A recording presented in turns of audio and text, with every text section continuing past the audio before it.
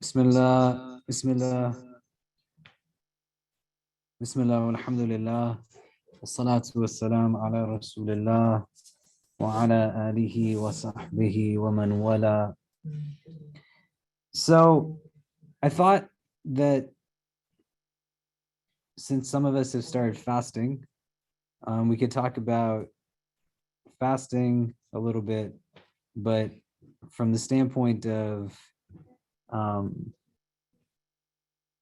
maybe from a different frame than how typically it gets discussed. So right now, Maghrib is super early, right? Fajr is also very early, but the days are much shorter. So as a time to adopt like a regular fast, it's a really ideal time of the year to build a relationship with it as a practice. For those of you who have fasted, I know some of you guys have fasted. How's it been so far? I mean, personally, I would say it's a lot easier since during the winter time, the days are shorter, so it goes very fast. And like also when you're fasting, um, there's a sense of I want to say spiritualness in a way. I mean, that makes you like there are some things that you usually do, and while fasting, it prevents you from doing it for the better cause, and which is a really good thing for us. Okay. Any other thoughts?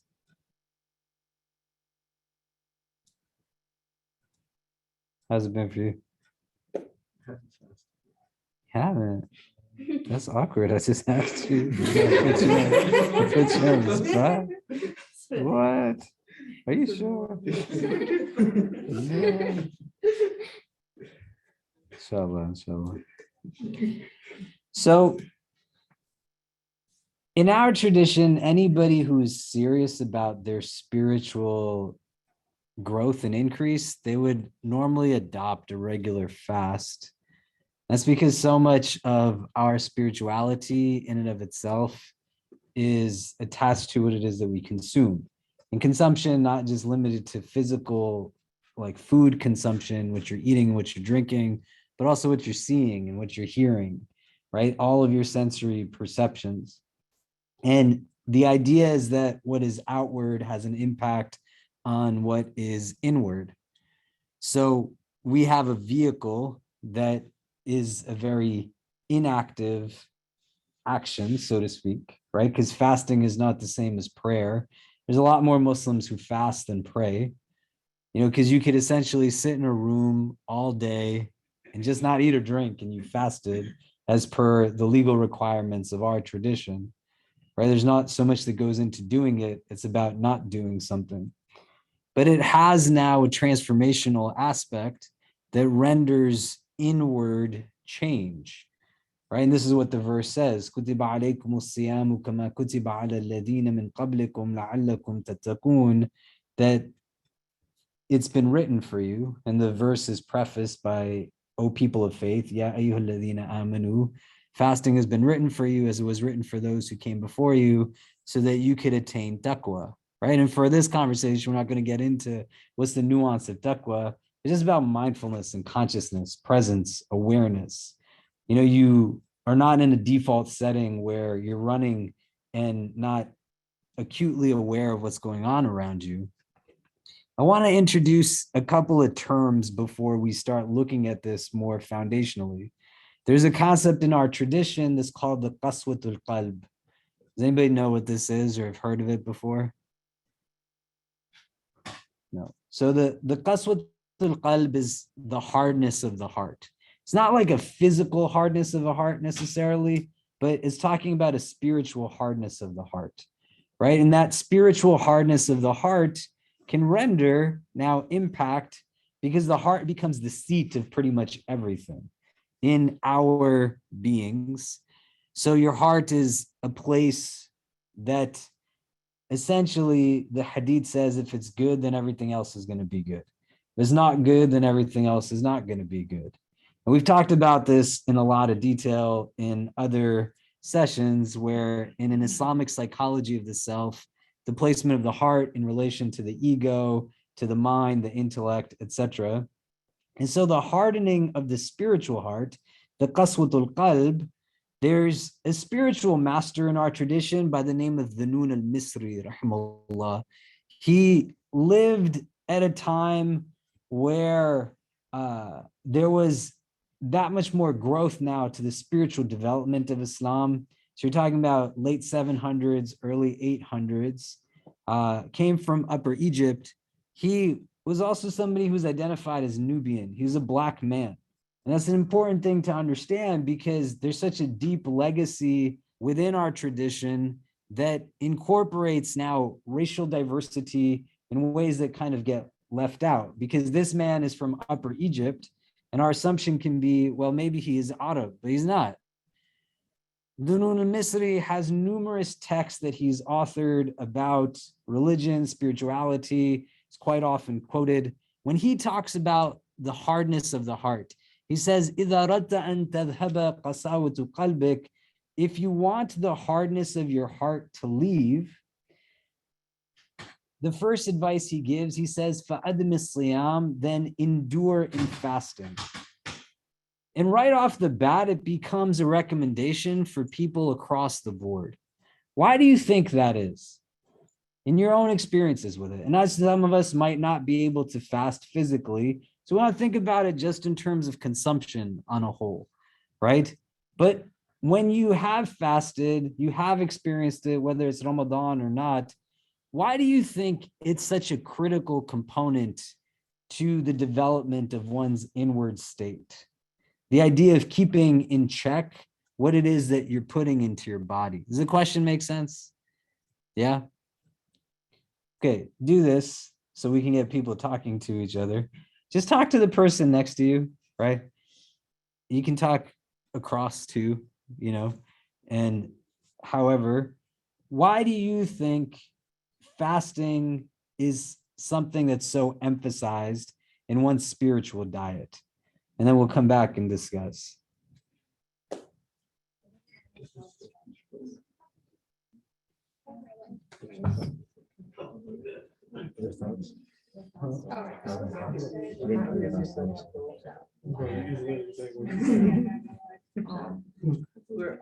I think it like really kind of yeah. I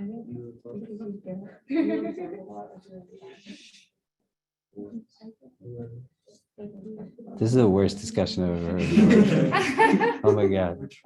Talk in pairs so everybody's talking, as opposed to one big circle and no one, you're all just staring at each other.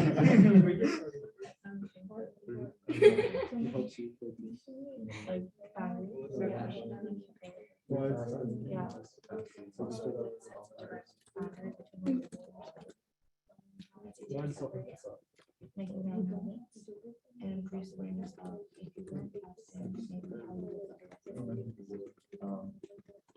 Not as hard as creating content. So since it's an easier task, I feel like it's more emphasized as people are more likely to do. People are more likely to fast as a good deed.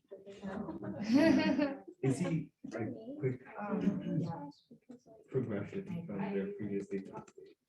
Like for a lot of people, like praying 5 times a day is like a mandatory thing for them. Like I have to pray 5 times a day, 5 times a day to be a good Muslim.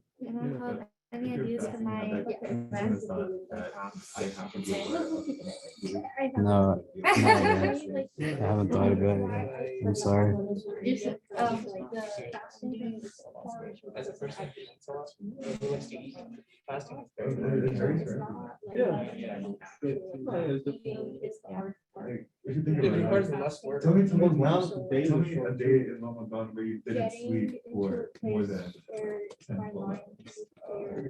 Exactly. So, That's not what Oh my God. I What are you laughing at? Okay, what do we talk about?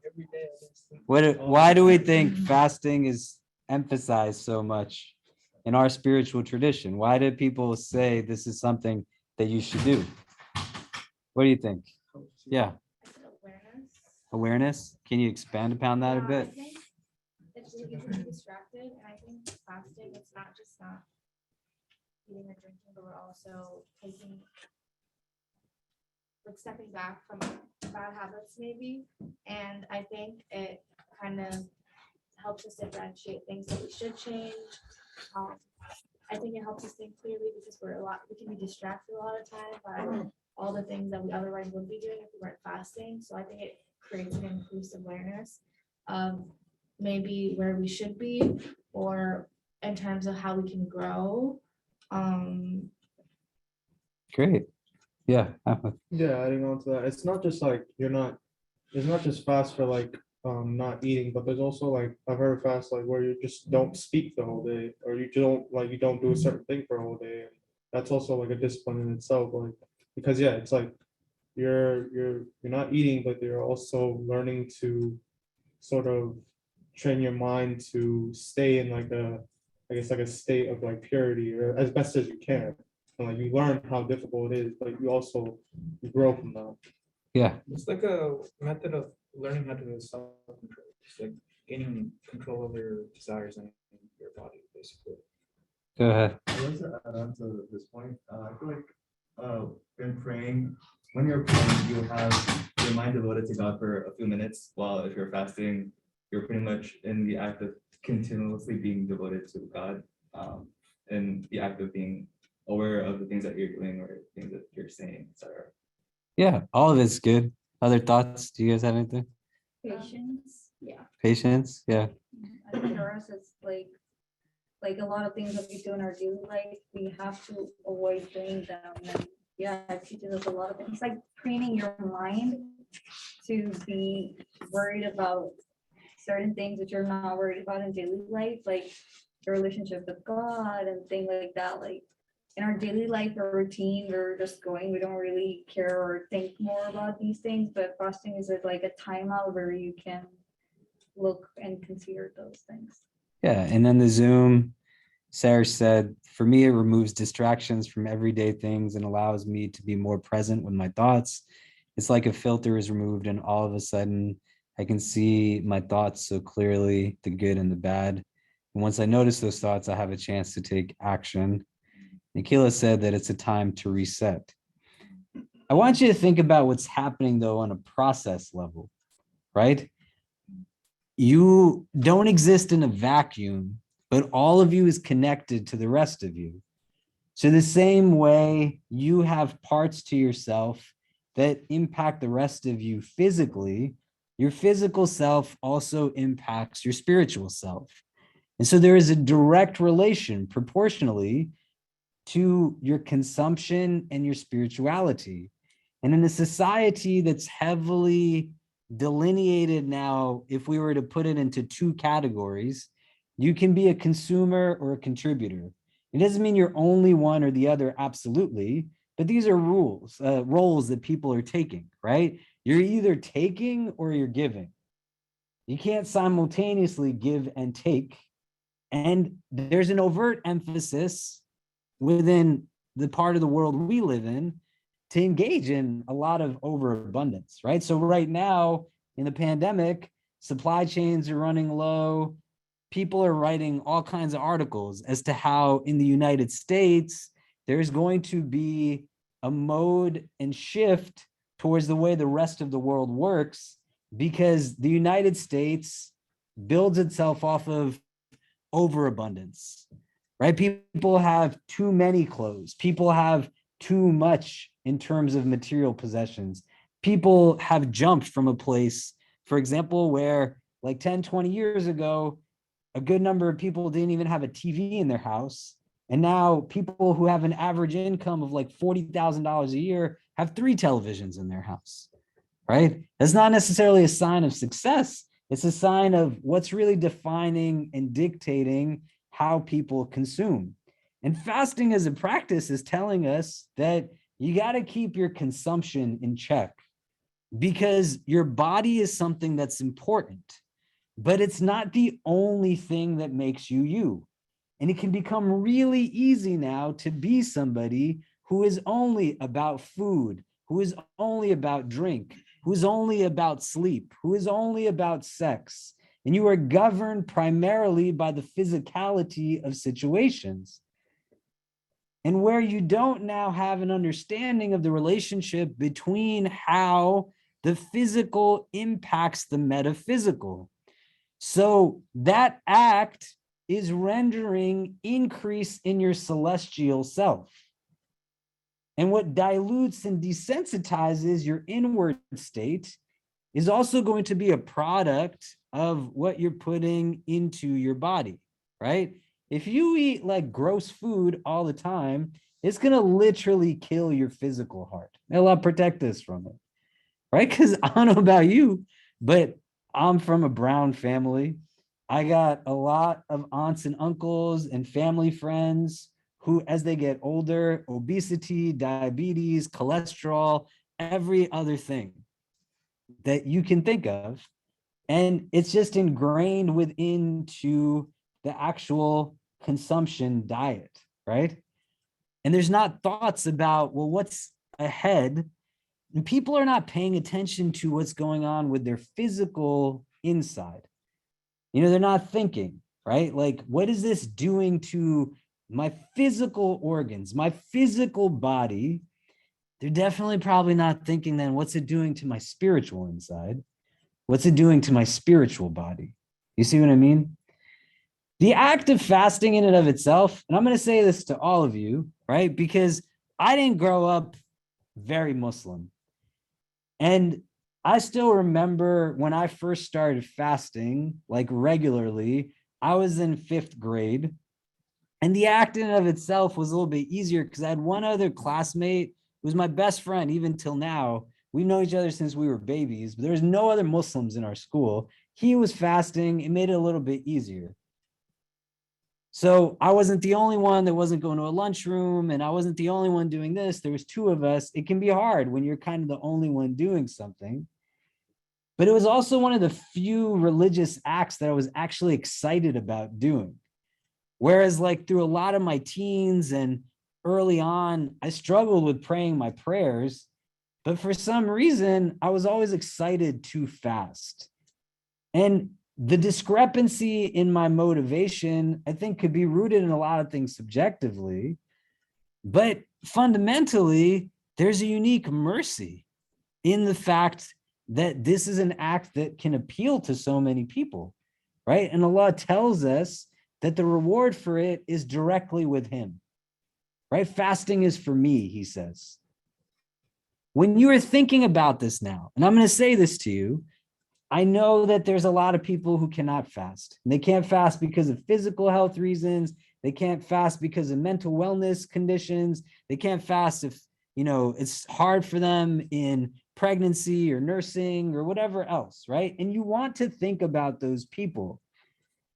Here, if you have the ability to fast, you should start fasting right now in the winter when the days are short here in New York. And you want to start building it as a regular practice. It's a practice. It's going to take time to get to the place where spirituality is going to be impacted, because you have to get used to the physicality first. It's not the same as the fast of Ramadan, because in Ramadan, the shayateen are chained, right? فتحت أبواب الجنة وغلقت أبواب النار وصفدت الشياطين. The hadith says the gates of Jannah are open, the gates of Jahannam are closed, and the shayateen are chained. So here, you don't have your family waking you up for suhoor. You don't necessarily have 1,000 people that are all reading and praying and doing all kinds of things every night. It's going to be a distinct, individualized act. You can create now practice around it, right? We went like 6 of us and had iftar last Monday. I think today there was maybe like 10 of us. Last Thursday, there was like 20 of us, right? There's no reason why you can't all say, hey, we're going to have a regular fast. We're all just going to go to a dining hall together. The same hadith are applicable outside of Ramadan, right? Like somebody swiped me today. Tariq swiped me today for my meal, right? I'm a grimy 39-year-old man, got a freshman kid swiping me in a dining hall for food. That's fine. One of the things you all don't know is that pre-COVID, Freshmen were super friendly with upperclassmen because every upperclassman was taking meal swipes from all of you. I don't know why that stopped, but you have to reinstate that as a practice. As you get older, you're going to take younger kids' swipes. You're not a senior, are you? I gotta start taking off. Yeah, there you go, man. The hadith is still true, right? You feed a fasting person, there's deep ajr in that. You should want to be feeding people. The dua of the fasting person is accepted when they break their fast. It's still the same. So the opportunity to yield those things at a time when less people are doing it creates now more of an opening for inward growth, because you're not doing it when 1,000 other people are doing it in your local community, or like millions of people are doing it around the world. You're doing it when it's more singularized. And that's where you want to jump on, right? Some of you don't even wake up till 1 o'clock in the afternoon. I'm not trying to be funny, right? I know that you do not. That means you would fast for 3 hours. Do you understand? You could still pray Dhuhr on time and Fajr on time, and you could pray Asr and Maghrib and break your fast, and you're awake for 3 hours of the fast. Why would you not do it?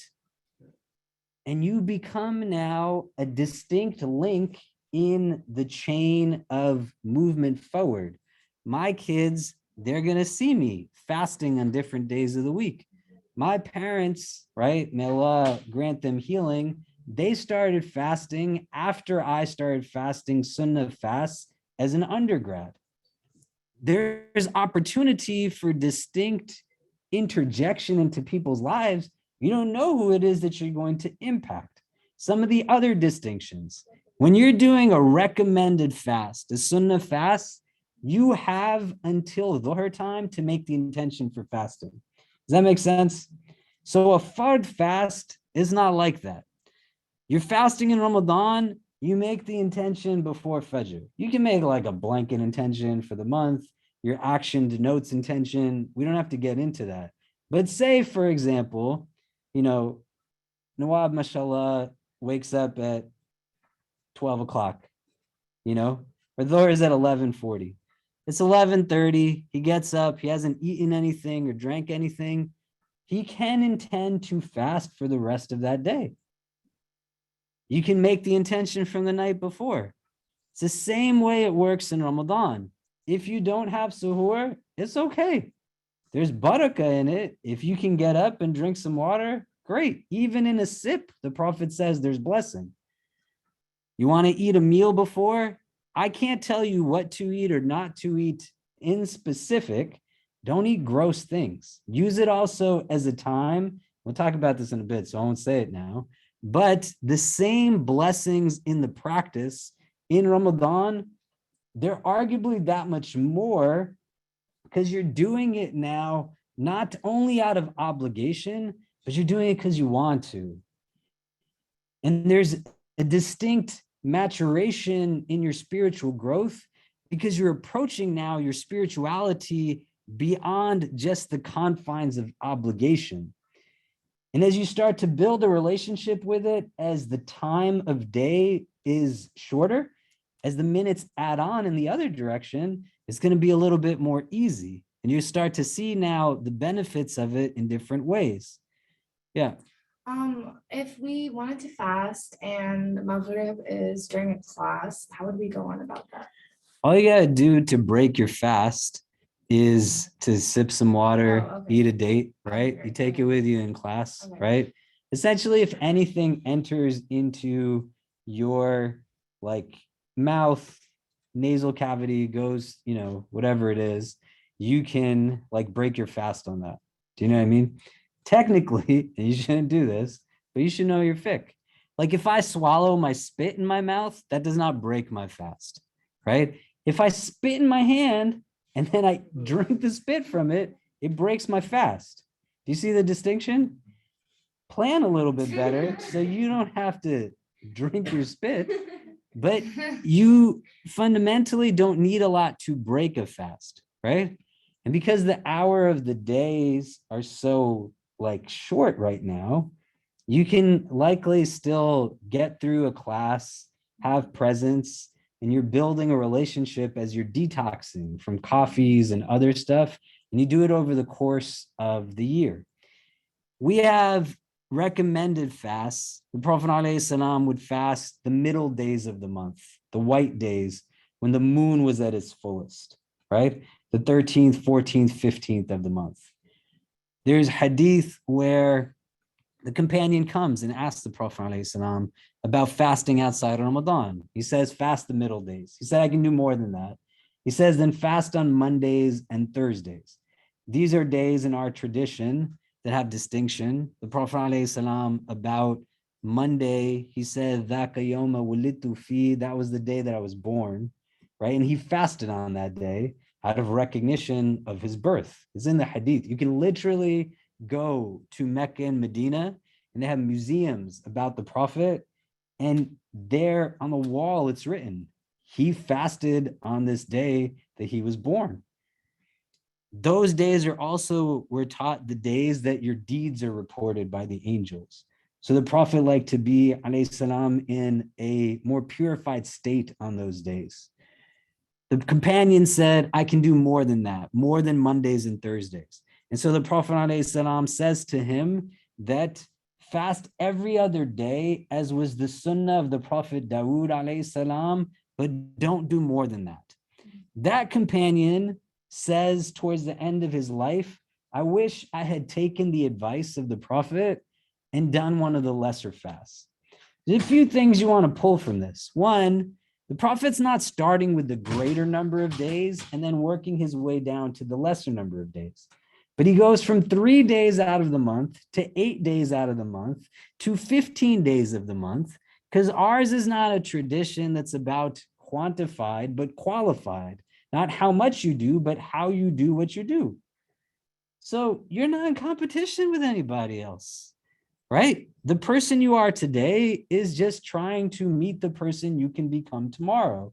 So you work your way at a pace that makes sense for you. Make sense so far? The second thing is that companion, he stuck with the practice. He adopted it. He said later, I wish I had done one of the lesser ones, but he still kept it up. You know what I mean? Allah loves acts that are consistent, is what we're taught. So we have a hadith where the Prophet is asked for advice, and he says, Ya Abdullah, to the companion, O Abdullah, La takun mithl fulan, kana yaqumu al-layl wa taraka qiyamu al-layl. That don't be like so-and-so and such, kana yaqumu al-layl. They used to stand in the night for prayer. When you have the word kana in Arabic, along with a verb, it's denoting that there was continuity to the action. It was done regularly. It wasn't done just once, right? So it wasn't that they just prayed one time in the night. Kana yaqumu layl meant that they were consistently standing for the night prayer. Wataraka qiyamu layl, and then they abandoned the standing in the night, right? So make an intention. Just try your best. But you got to start somewhere. So if you can do just one day out of the month, couple of days in the month, do what it is that makes sense for you. You have fiqh opinions in our tradition that it's permissible to fast every day of the year other than the days that it's haram to fast, like the days of Eid. And people base this off of a lot of things, right? Like if you do like really crazy stuff, sometimes the expiation for it is you got to fast like 2 months in a row straight. So people would say, well, if I have to fast 60 days in a row because I have to make up for this wrong thing that I did, I can't do something that's haram in order to compensate for a mistake that I made. Does that make sense? So if you weren't allowed to fast every day consistently, it wouldn't be a means for expiation for something. Do you get what I'm saying? I'm not saying you should fast every single day, I'm also not saying you should fast only in a certain adaptation of it. I'm saying that you want to start to fast outside of Ramadan. It's going to be something that early on you might feel tired, you might get headaches, this and that, but build practice around it. You know what I mean? And you start to expand the circles, right? You invite more people in. It doesn't have to be, something that dilutes the experience, but it's the idea. You adopt a practice, you teach others, there's gain in it for you and gain in it for them as you're giving it to them more. Does that make sense? Okay. Now you want to think about this from the standpoint of what you eat. We have a hadith that says, At-tuhuru shatr al-iman, that purification is half of your faith, right? A lot of times when we think of tahara, we think about it in terms of physical cleanliness. Does anybody know Surat Al-Mudafir? Ya ayyuhal mudathir. Anybody know the surah? Anybody heard it before? Yeah. Do you know how it goes? Ya ayyuhal mudathir. Anybody? So there's 3 verses that are the first verses revealed to the Prophet ﷺ. The first, Iqra bismi rabbika alladhi khalaq, read in the name of your Lord, right? People have probably heard this, the angel Jibrail in the cave of Hira. Then there's a different opinion on what comes next. Ya ayyuhal muzammil qum al-layla ila qalila, or Ya ayyuhal mudaththir qum fa'anzir. That, O mudaththir, like stand and warn, O muzammil, pray into the night even a little bit. In Surat Al-Mudafir, as the surah continues, there's a verse that says, وَثِيَابَكَ فَتَهِّرْ, that, and your clothes, like purify them. The same word as at-tahur shatr al-iman, that purification is a part of your faith. So tahara in and of itself is understood as like physical cleanliness. That's one interpretation of this verse. The Prophet ﷺ is saying, is being told, like, make sure your clothes are clean, right? And it's a big part of it. Your wudu is a big part of it. Like the clothes you wear, it's a big part of it. A second interpretation of this by a mufassir of our religion, somebody who does tafsir, Quranic commentary, his name is Ibn Juzay. He says, secondly, that it could mean something that's more kind of metaphorical, that essentially the person is being told, like, keep your clothes clean, meaning like, don't do bad things, don't fall into sin. But third, for what we're talking about today, he says that the word tahara is in reference to like the ethics of the clothing. Like, was this made in a sweatshop?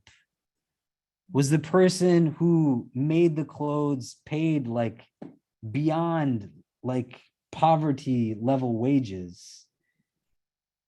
Did somebody have to have things stolen from them in order for it to reach you? Like the supply chain, does it go well? And so with food, it's the same idea, right? In Allah Ta'ala tayyib la yaqbal illa tayyib, that indeed Allah Azza wa Jal is tayyib, he's pure, he accepts only that which is pure. So you want to firstly eat like things that are good. You're going to fast all day, which you should. Even if you don't fast, you got to stop putting garbage into your bodies. It literally fuels your bodies. You want to ensure that what you're putting into your body from a quantity standpoint and a quality standpoint is rooted in what is tayyib. And that's not just eating what is halal, right? I had a brother who was here in the summer, I won't say who it is in case he doesn't want me to, that showed me a video of people doing the udhiyah, the qurbani, for Eid al-Adha, the slaughter of the animal. And there was literally a guy in a pair of like cut off jean shorts, no shirt, white guy, had like headphones on his head, had a rifle in his hand. And there's all these like brown people around him. and he's shooting the cow from a distance. They'd shoot the cow and then go slaughter his neck. The guy was like, is this okay? I'm like, hell no, it's not okay. What do you mean? Oh my God. The Prophet used to reprimand companions who would simply be sharpening the blade that they were going to slaughter the animal that they were about to eat in front of the animal, and would say, why are you torturing this beast? Umar radiallahu anhu on one occasion sees a man and he has his foot on the face of the animal that he's about to slaughter to consume it. And Umar starts to beat the man, saying, why aren't you giving this animal its right? And so you think about Tahara in this sense, heavily processed foods, things that are constantly and consistently loaded with all kinds of garbage. That's one aspect to it. But like the foods that you're eating, they're not made with hands that are attached to people that love you. They're without blessing and barakah then. When you don't eat together, when you don't share meals, when you're letting people also eat alone, you're taking away from metaphysical gain and blessing. You want to make sure that you're not fueling your body through the iniquitous practice of any system or any industry, right? So you're putting like good quality foods in it.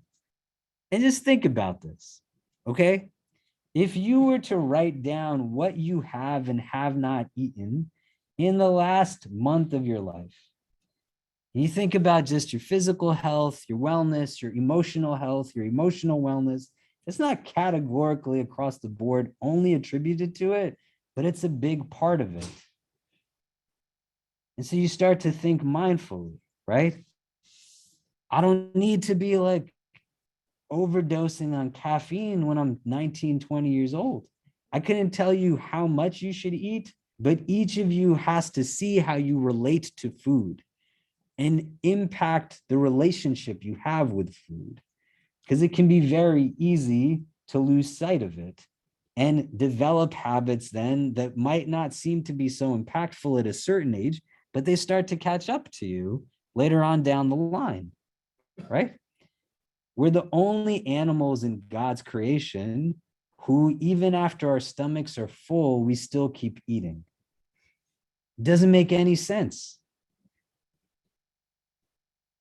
The hadith says 1/3 food, 1/3 water, 1/3 air, which means that you don't eat so much food, but also you should be drinking as much water as you're eating food.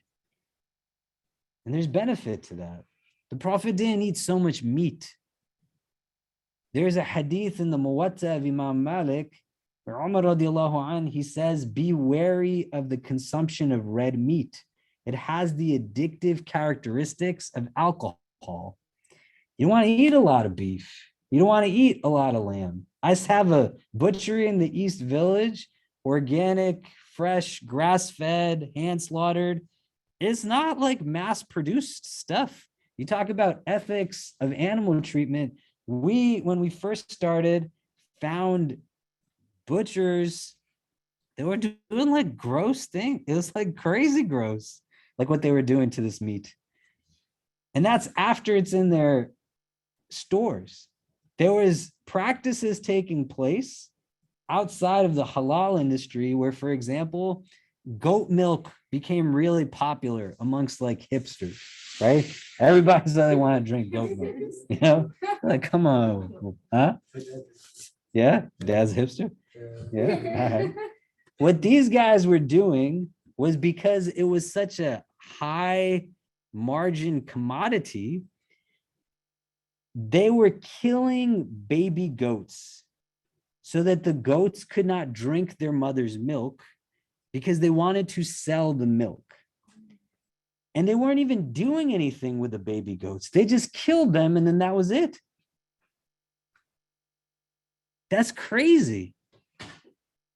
And so you think about, in order for me to drink that goat milk, these animals are going through what? Right? I went for Hajj and a guy met me in the hotel because he had heard that I own Honest Chops. And he was like, I'm responsible for a lot of the slaughtering of the animals here, like millions of animals. And I was like, hey, man, I don't know what you've heard. My store is like the size of a closet in the basement of a building. It's not really that serious, And he's telling me, and I'm asking him, I'm like, how do you like slaughter every animal with the name of the Haji who is slaughtering? He's like, we don't. I said, oh, that's okay, great. And I said, what do you do with all this meat? And he said, man, there's days in Mecca where the carcasses of cows just sit on the streets. It's like, what? How's that possible? This is like a prophetic practice that transcends generations of prophets. And it's turned now into this commodified industry that has no idea present within it that on the day of judgment, goat that has no horns has recompense against the goat that has horns. What are these animals gonna say? And then you eat it is the problem. I saw chickens who were so pumped with hormones and steroids that their legs cannot hold their weight, so they sit their entire lives. And when you lift them up, there's no feathers underneath them because they're just sitting in the same spot. And that's where they're eating. That's where they're going to the bathroom. That's where everything is happening. That cow that got shot in the head, the fear that's going through it is sending all kinds of things that are going to carry forward in its muscles. You're going to eat that, and it's going to impact you. Why I would eat at Lipton over any other place is because I know the guys who supervise that in their supply chain, and they're making sure that none of that stuff is going into anybody's body. But do you see what I'm saying to you? In Allah Ta'ala, tayyib la yaqbal illa tayyib. It's not just about it tastes a certain way, but it's about thinking, well, what are these other consequences and implications that come into play? There's also a lot of privilege that goes into this as a conversation. So you have to assess it based off of your individual circumstance. I'll use my store as an example. It costs more than regular meat. People say to me, what are we supposed to do? I say to them, well, one, you shouldn't eat that much meat to begin with. But two, we're trying to work it down so that the pricing is able to now be accessible to the masses, right? And that's where the industries also become important to understand. There's a reason why certain neighborhoods don't have supermarkets in them, but they have tons of alcohol stores. They have a lot of fast food, $3, $4 sandwiches. And it impacts now the health of minority populations and lower income demographics. It's done purposefully. And so thinking about this on the individual level, as you start to fast, you also just start to think about what is it that I'm eating and how do I understand the ethics of it, the quality, the quantity, so I'm rebuilding my relationship with food. I'm going to pause for a minute. I'd love to hear what some of you think in response to this. Where is it taking you? Anything, any comments, any questions? Yeah. Well, one, like what you just said about like how in certain neighborhoods where a lot of minorities, usually that's like called like a fast food desert. That's like what it's termed, where it's like you don't see a lot of supermarkets, you don't see a lot of like, places where you can get groceries. And then another thing is like with my family, we've actually stopped eating a lot of red meat, and like a lot of our diet nowadays, it's like mostly like beans or vegetables, cauliflower, it's a big one, carrots, potatoes. That's like a lot of what our diet is, because we know like in our family that we have like, yeah, the same thing, like obesity, diabetes, all that. And like also we know like it's just not good to like, be consuming so much of that when half the time it's like it's going to waste. Yeah. Do you feel better? Do you see a difference in eating more like plant-based stuff? Yeah, and it's like I enjoy eating vegetables actually. Like it's not something I like, oh, this is what we're eating tonight. Like it's something that's like kind of like since I was a kid, that was like emphasized like in our household, like we should be eating vegetables, we should be eating less meat, even less rice. Um, that's like something that I've kind of like it's like a good habit of mine at this point in my life. And it's going to be hard, right? So you make just subtle changes and subtle practices, and you're thinking now in moderation. Your body needs different things. And as you're moving forward, the habits you have now, like when you're 50 years from now, Allah knows best, that version of yourself is going to either be hating who you are today or is going to be grateful for who you are today based off of what it is that you're setting it up for, right? Other thoughts, like what does it make you think about? Where is it taking you to? um as a kid, I remember like so my dad would take me to the slaughters like from a really young age, like I'd be like 6, 7 at the slaughters for like the whole thing. And like like the first time I went, I like threw up. I like couldn't handle it. But then like seeing the whole process, like seeing the slaughter, the the cow's like head getting slit and like all the meat being packaged, and then going to eat it later that night, you feel like a connection to what you're eating. You know where it came from and how it got on your plate, and it just feels. And instead of just like because sometimes we just eat food and we just don't think about anything. We're just eating to eat, and um, yeah, I just feel like it gives a better connection to what you're eating, and you have more awareness about it. And that's what taqwa is, right? That's what consciousness is. You bring that consciousness into these habits, and then you're thinking about it in these ways. Yeah. Also makes me think about our dining halls. I mean, every day I see like just how much food is just going in the trash. Like after like, because like, I mean, there's just plates and plates of food like, just go straight into the trash and just like we allow that to happen because our school is just like, allowing us to be able to do that. So yeah, you kind of see like just how much just in your own environment, and then just imagine how much like that's going like how common that is around the world as well. There's a Muslim student here in 2007. His name is Muhammad Rustam. He started a program that was called Two Birds, One Stone. And he was an undergrad. This kid graduated when he was 19, finished his undergrad in 2.5 years. He worked full time, I think, at Goldman Sachs while he was doing his undergrad. He's a really great guy. He got married like right out of undergrad to a girl who was also an undergrad. He was living life really well, man. But he saw what you said and he said, how do I remedy this? How do I fix it? Then he found other students who helped him to build that as a project. They would take the food that was being thrown away at the dining halls and they would then get that donated. Another girl who was an undergrad here, her name is Hana Deradunwala. She graduated a few years after that, and she started to do this with like student clubs on campus and departments. You have leftover food at an event, I'll come and take it. And she was featured in numerous media periodicals, does this now citywide. Why I'm saying this is like, it's not something that has to happen 20 years from now, right? You see something in front of you, you take people around you and you're like, hey, what do we do to remedy this? But a starting point comes from consciousness, right? That you start to be aware and everybody's seeing it get thrown away, but you see it differently. And there's a shift in the paradigm. And what can contribute to that paradigm shift is fasting as a practice.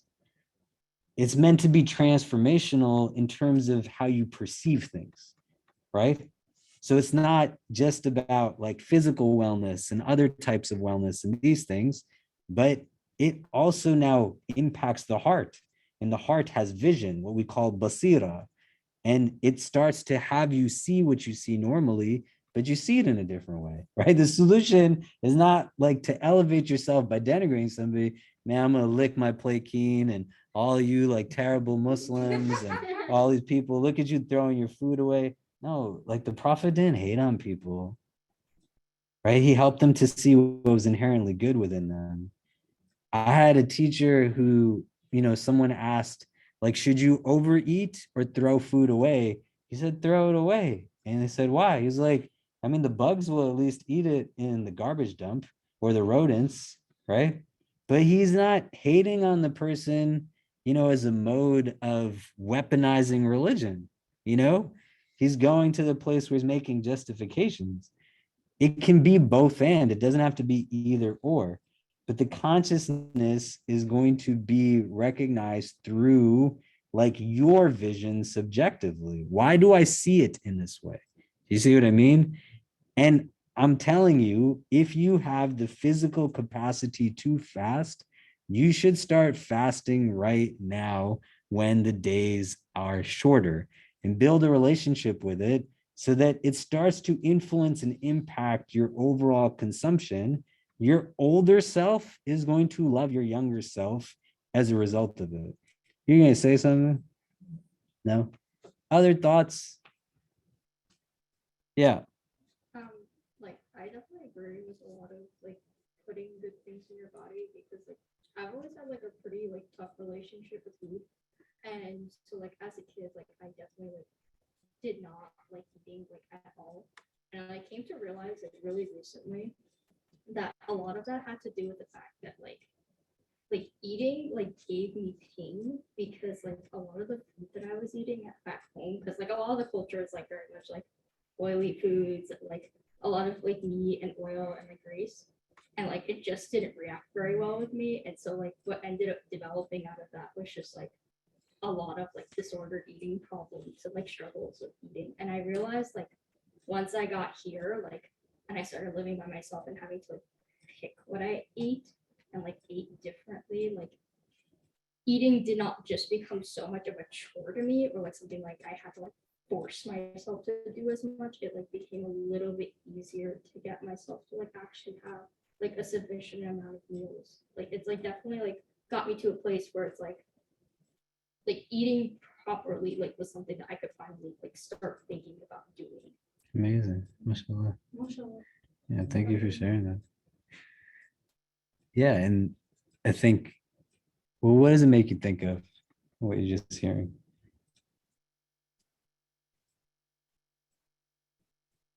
Or anything else that comes to mind?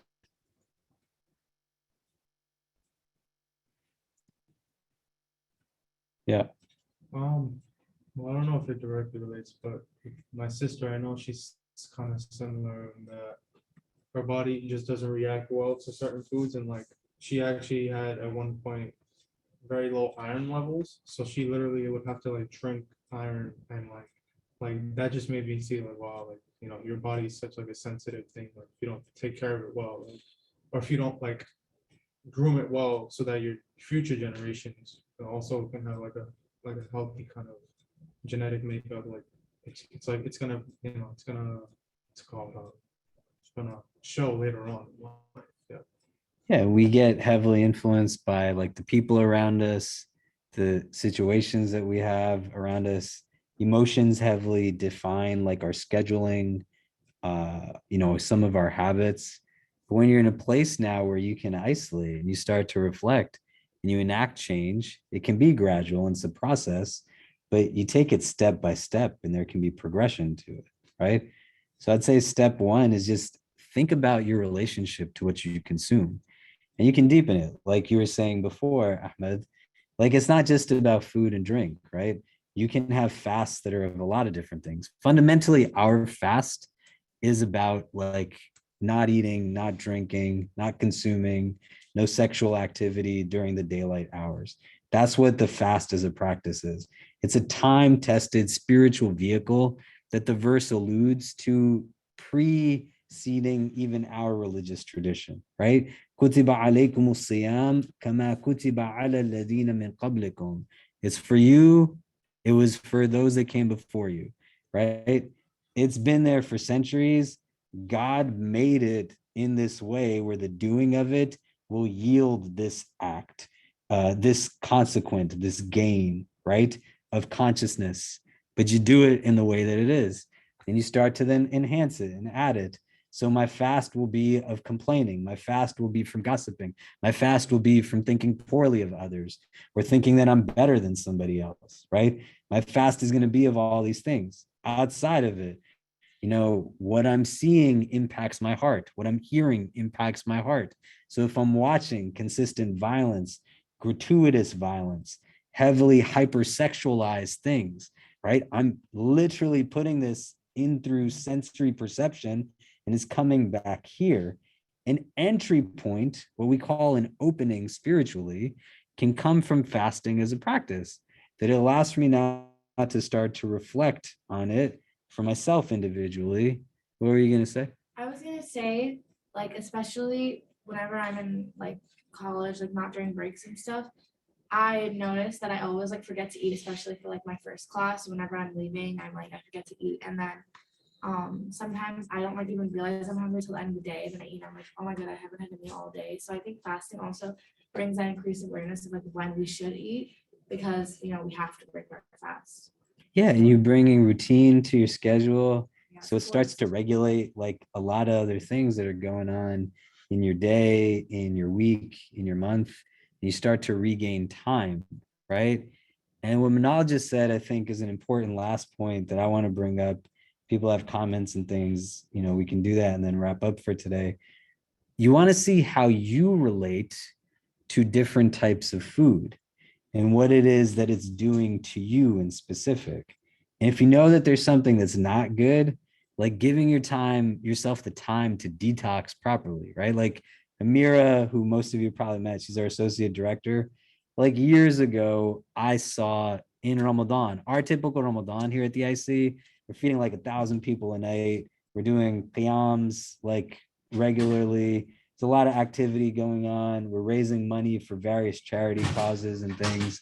And I don't sleep like at all in Ramadan.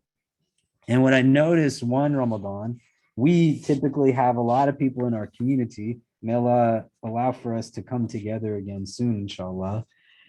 We have a lot of people who, in Ramadan, they're like baking stuff for some of our charity campaigns. We do bake sales at iftar every night. And there's one night somebody made like these lemon bars. I forget what they're called, right? They were amazing, man. I have like a really bad sweet tooth, just to give you as a context to this. And I never used to have to watch what I was eating because I was in high school training to play sports in college. I had a bad injury when I was a senior. So I, didn't end up playing, but we were at the hospital the other day and Raham and Soraya bought some donuts from Dunkin' Donuts and I ate a glazed donut that they bought. And I like remembered that there was a point in my life where I used to eat like regularly for breakfast, half a dozen glazed donuts and like almost half a gallon of milk. But I was just fine because I was like working out 3 times a day and doing whatever else. It didn't even faze me. I cannot do that now, right? So what you want to be able to see is like your relation to food and what's happening. So in this Ramadan, somebody had made these things for the bake sale and they made me a box of it myself. I hadn't been eating so much or sleeping so much.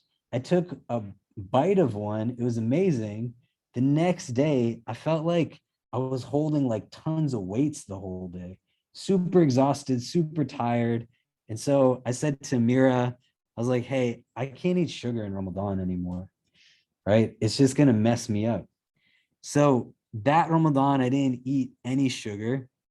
And then the next year I said to her, let's just stop eating it. And she was like, why do I have to do this? And I was like, because you work here and I'm not doing it by myself. And so we both cut out like processed sugars and it created such like headaches in my head.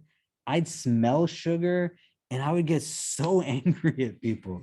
Like I was in such a bad mood because I was craving it so much.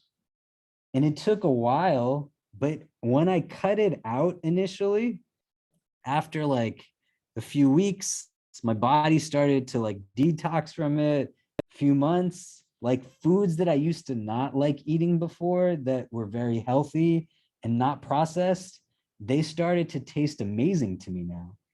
And then after like the first year, I remember I ate a piece of like chocolate. I was really sad by this. I wasn't happy, right? I'll give you another story. My mom and my wife went to Costco once, and my wife and my mom were buying all kinds of stuff. And my mother said to the Costco person, "Where is your Reese's peanut butter cups?"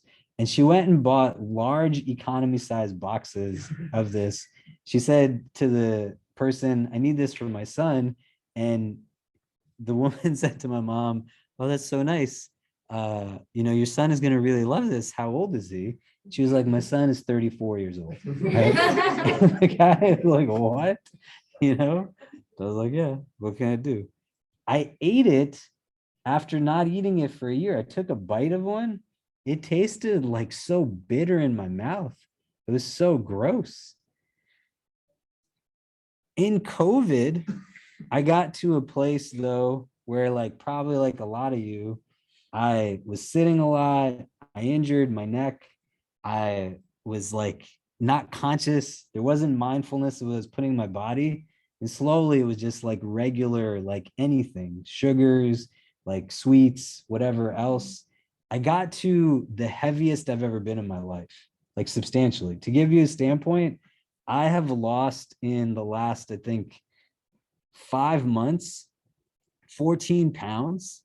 And I want to lose another at least like 15 to 20 to get back to where I was at one point. Right. And a lot of that built up for me just throwing this stuff in my body and not thinking about it so well, but it impacts now other things. That initial detox, though, like was throwing my mind out and me reflecting on, well, what does this do to me? And how am I paying attention to it? You see what I'm saying? Does that make sense? So you start to look at like specific things, like what works for you, what's good for you, and how do you kind of compensate? And I think fasting can be like a great opening to a lot of those conversations. Okay. Any thoughts or questions? Any comments on any of this? Yeah. Was there Reese's peanut butter cup expired? No, man. I love Reese's peanut butter cup. I love peanut butter. So I started eating the biha food when I was 12 years old, right? I never ate pork growing up. I've never drank alcohol or smoked anything, right? But like I used to eat like Burger King, McDonald's. I'm not saying to anybody who adopts that as opinion, it's a valid opinion, right? That people eat, non-dhabiha meat. But I started to eat it when I was 12 only, the biha food. And because I played football in high school, I don't know if any of you played football or anything relevant. Did you nod your head? You played football? No? Did any of you guys play football in high school? Yeah. So football is like a very white Christian sport in the United States. And I used to go to a lot of football camps, and it was mostly run by like white Christian, and everything had pork in it. It didn't make any sense, right? Like literally everything had pork in it, right? And then when I started eating the biha, there was even less that I could eat. So I go to these camps, and I would take raw pasta noodles and eat them with ketchup, and I'd eat a lot of peanut butter sandwiches because that's all I could eat that was not like pork based. Or then when I started eating the biha only, there was no other alternatives, right? So I built like a deep relationship with peanut butter and with pasta as a result of this. And it was something that like, I like love. And so Reese's peanut butter cups, man, I don't know who I told. Did I tell you this? Right? You ate it, right? There's a crepe on McDougal. Oh my God. It's at the creperie. It's like a Reese's peanut butter something or other thing. It is like Jannah in your mouth. It is so freaking good, right? Huh? You try to hide it from your kids? No, I made my kids start to eat it. So then I had an excuse to order it for myself. I was like, "Oh, guys, you want a crepe?" I'm like, "No, Baba, we're tired." I'm like, "No, let's just order it." Right? And then we order like 2 or 3 of them. But no, it's great parenting. Yeah. In terms of ethical consumption, Like, especially if I contrast, like when I go to Pakistan, like he was saying, like he knew where the food was coming from. Here, like in such an industrial capitalist society, it's impossible to know where everything comes from. So I know you said that, like, I mean, it's impossible to be perfect, but how do we go on about that? Because I mean, I know consciousness is the first step, but after that, what can we really do? I think you look at stuff that's fair trade, Mhm. right? You go to like support local farmers markets if you can, right? I think cutting out like a lot of like process type stuff, or if you need to do it, like do it in settings that make sense. You know what I mean? And reading up and educating, because from a marketing standpoint, people like just throw words on things that don't really mean anything, right? Like at my butchery, we used to follow industry standard, and we'd call like our chicken all natural chicken, or like our turkeys, right? We sell turkeys around this time of the year, and you can look at like previous years and we'd say buy our all natural turkey. And I said to one of my partners one day, I was like, man, what is all natural turkey? Like, what part of it is not natural? What does this mean? Right? But people don't think because there's not mindfulness to it, you know? And you can read up on like where do people, what do they support, right? Where does like their revenues go to? How do they treat their employees? Like Costco, for example, is an amazing institution. Its founding was based off of a revenue model that at a base provided a minimum wage of $20 an hour for employees. And people said, like, why? Because minimum wage in some parts of the country is like $7, right? And they're saying we're paying everybody 20 right from the get-go. And people would say you won't succeed, this and that, because they're thinking about the bottom line. But these guys not only like do well, they do crazy well. It doesn't have to be either or, it can be both and. You know what I mean? And you start looking at this, in a way that is not paranoid, but you're thinking about where is it coming from. I try to do this with my kids, and sometimes I talk to my kids and they look at me and they're like, what are you even talking about?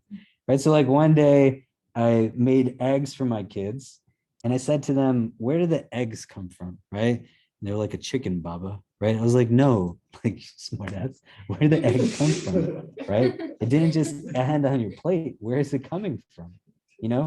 And to really think, yes, it came from a chicken, but how many different hands had to move? How many different people had to be put into motion so that one egg got onto your plate, right? From the grocery store, from the farms, the trucks, the farmers, like the feed, like all of these things. Arguably thousands of people moved for that one egg to get there, right? And mindfulness, consciousness becomes the root of all of it. So you're like, wow, subhanAllah, like how many people did Allah put into motion just so I could eat the thing that I want to eat, let alone just being able to eat. And like guilt becomes a really crazy factor sometimes in an unhealthy way, right? I've been to refugee camps where literally people eat the same rice 3 meals a day for like months on end. That doesn't mean that you shouldn't go and eat good things. That's not the idea. But the idea is to have a recognition for yourself of like, where is it coming from? How did I get it? How do I truly like appreciate the one who provided this to me? And utilize like with a deep sense of presence, an understanding of like, what am I doing to this body that God has given me as the vessel for my soul, in a way that I'm not like living just in this moment, but I'm thinking about it from the standpoint of like eternal existence. You know what I'm saying? Does that make sense? You're gonna say something? No, it's yeah, like it makes me think about how like my parents brought me up, kind of like being very thankful for the reason like why they cut out juice and soda specifically very early on, because my parents were like very subconscious about like the amounts of sugar that it's still in juice and soda nowadays, and because of like cutting that out of my diet and my siblings' diet at a young age, like now like when I got older, like I just don't crave that. It's like obviously like I'll want it sometimes, but like I'm way more used to drinking water. I prefer water over anything. And even with my parents, I see whenever they do drink juice or like whenever it's like we rarely drink soda, but if it's like sparkling water or something like that, they'll mix, they'll put less juice and they'll mix it with water instead of just being just juice because they know like you're treating your body if you're like drinking like I don't know like a ginger ale. I feel like it's a popular like soda in brown culture that has like I think at least like 30 grams of sugar in just one little can. So like if you're consuming that on a daily basis, I mean, think about how much sugar you're putting into your body. So like literally like we just cut that out because we knew just like that's like over time that's just gonna add up and up and like your body, yeah, like you said, like it naturally it like assimilates, like it gets accustomed to like what you give it. Like it might not like it at first, but like over time you see that your habits not only change, like you start preferring not to indulge in those things that are like more harmful to your body. Yeah. And when you start to now become more conscious of it, the intention is not for vanity, right? Like my exercise is not for vanity, it's for health reasons. I want to enjoy like running around with my kids for the times that I'm going to be strong enough to do that, inshallah, right? I want to be in a place where like I serve a young community that is huge in number, 10,000 people, but I don't want like my body to be the reason as to why I can't go and raise money for survivors or build shelters and clinics and whatever else, you know, or if somebody needs something that like I'm too tired or sick to be able to be there for them, right? You want to enjoy like the time you spend with others. So you start to think about these things. I mean, I heard a sheikh give a really great analogy of the relationship of a prophet to a people, to a doctor and student, patients. He said most people go to their doctor, the doctor tells them, don't do this, don't do that, and they just don't listen. And they'll speak about like, this is what's going to happen if you don't do this. This is what's going to happen if you don't do that, right? You can think about it with dentists. How many of us actually listen to what our dentists say about like our teeth and what goes into it and cavities and whatever else? Then you get to a place where you get more and more and more. And the doctor eventually says, like, this is how you're going to die, right? This is what your heart is going to go through, the clogged arteries. And then the person gets annoyed with the doctor and says, like, you're not a good doctor. Why are you telling me this thing? It's like, well, I just didn't tell you. I told you from before, right? It's built into our routine, and there's simple practices that are universal that if you can do these, you'll start to see like the benefit from it. So try to fast if you can, and try to create opportunities to come together, right? Where you can break fast. You can take people to dining halls, like feed them like for their fast breaking, right? Like at Tandon, someone was telling me that these guys just bought like a bunch of kebabs from home and gave it to everybody to break their fast on. That's great. There's barakah in it. Even if you have a bite of a kebab, there's blessing in it. You're sharing it with people. You know what I mean? You don't need anybody's permission. You don't have to be giving the khutbah to like tell people, hey, come and eat with us, right? You just break down barriers that are within and say like the gathering is more blessed as we're doing this. And you start to think about it on these other days and things.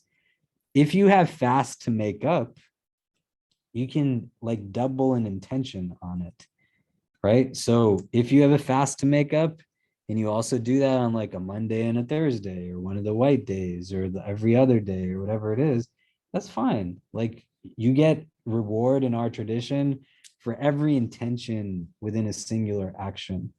Does that make sense? Right? So you can do one act with multiple intentions behind it.